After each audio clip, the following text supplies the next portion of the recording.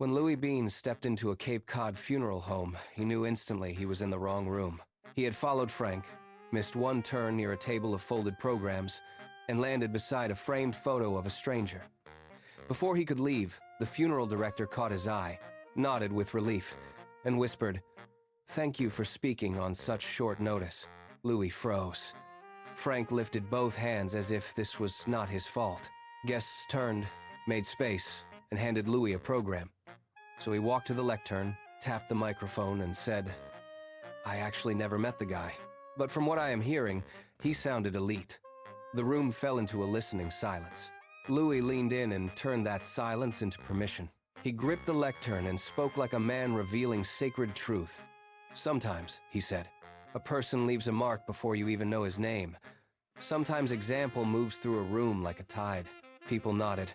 One woman cried. Frank, who also did not know the deceased, rubbed his eyes and looked genuinely moved. Louis began pacing. He asked whether anyone was living with force, showing up for others, leaving stories worth repeating. A stray clap broke out, then another, until the room was applauding. Stunned, but encouraged, Louis pointed gently at them and said, "That is what I am talking about."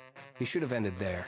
Instead, he reached for personal detail. Smiling softly, he said he would never forget that summer on the jet skis, when the dead man taught courage on the water and told him, "If you hesitate, the wave owns you." The room hardened. A woman in front stood first. "He never owned a jet ski," she said. Another added, "He hated the ocean." Then came the question that shattered everything. "Who are you?" Frank covered his face. Louis tried one last rescue.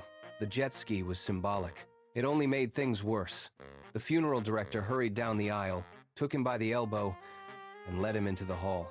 Asked if he knew the man at all, Louis adjusted the program and said, "I knew the energy." Moments later, with angry voices rising behind him, he opened his phone and searched life coaching certification.